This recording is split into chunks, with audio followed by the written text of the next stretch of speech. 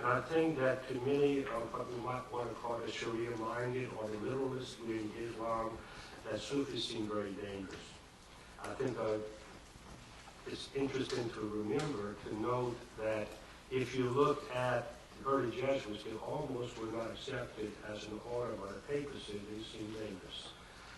The Franciscans seemed dangerous.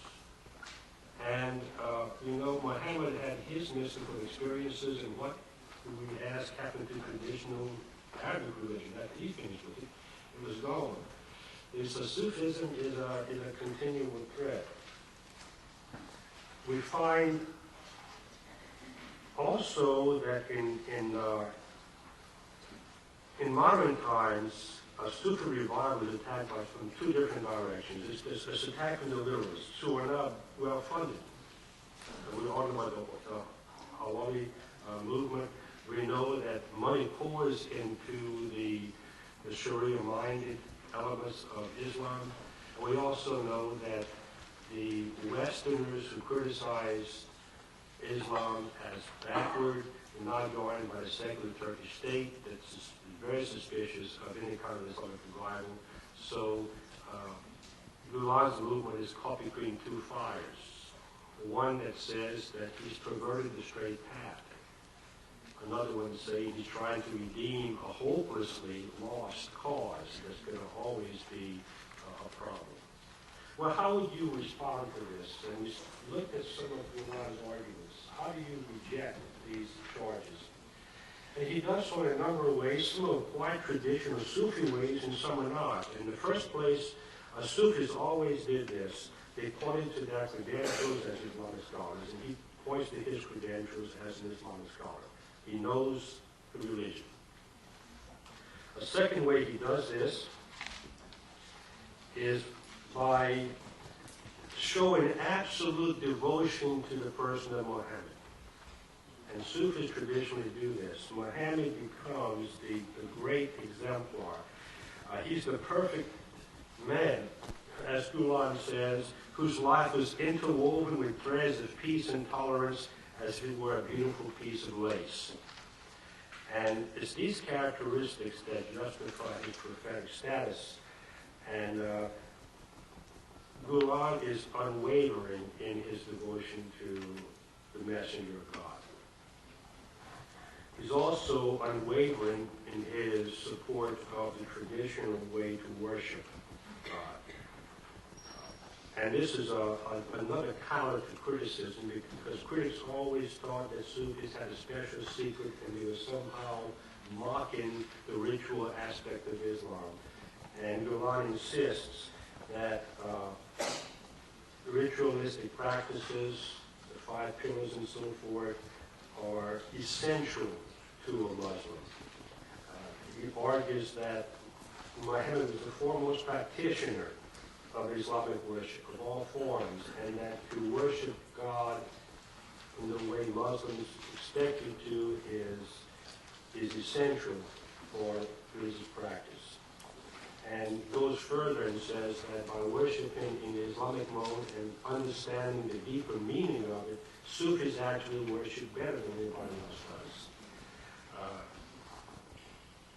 And goes on to say in one quote, it's not possible who cannot find this way, the way of worship, and acquire these manners, the way of worship, the Islamic way of worshiping, cannot reach God and cannot reach the truth. The third way he does this, legitimizes his activities, is by showing an absolute commitment to the Quran. He becomes, if it's possible to say this, ultramontane. He becomes more paper than the Pope when it comes to the Quran. He's not unreliable, he's not illegitimate, he's not impure theologically. And after setting these things up, he's also tried to avoid conflict with Turkish secular authority by rejecting the idea of direct political activity. In this time, he says, and in the future, we should not get involved in politics. And so he's trying to reduce the suspicion with which his Sufist movement or his neo-Sufist movement invokes. Now, we cannot say that he completely avoids doing so, as I suppose we all know. He's on the indictment right now, and not going back to Turkey for as long as ever. But the impression that we tend to get, if you look at the after effects of his indictment, it seems to be more a warning to Islamicists than an attack against him personally. This is an impression, an only impression. But it seems to be that the indictment of Gülen was really a warning shot across the bow of any Islamic revivalist movement in Turkey, and only a warning shot. Well, he's also reduced his exposure to criticism in a very interesting way by stressing that he is Turkish in his approach. He is an Islamic Turk. He's a nationalist and an internationalist. And it's full of, his works are full of comments about how Turkish Sufism is and how Turkish Islam is, and that Islam reached its flowering among Turkish tribes and Turkish society. Turkish Islam, he goes on, cannot just save Turkey, it can also save Islam. I'm going to have to skip all the way down to back now. I see I have 1 minute left. And try to read out my conclusion. Historically, Sufis have a striking ability to motivate followers, adapt to new circumstances, and function effectively across doctrinal boundaries. This is due to their unrelenting focus on the divine, which transcend institutionalized schools and formulations, their concomitant orientation toward universality, which reduce friction between particular confessions and encourages intercultural exchange, their stress on the importance of individual action in achieving salvation, their intellectual flexibility, with its avoidance of literalness and judicious recourse to symbolic interpretation. They have frequently been at the frontiers of change. Gülen's reformist neo-Sufism, which possesses all of these qualities, with the addition of a remarkable openness to Western knowledge, has the potential to effect change. It can do so because it has no institutional formulation, so it cannot be attacked institutionally.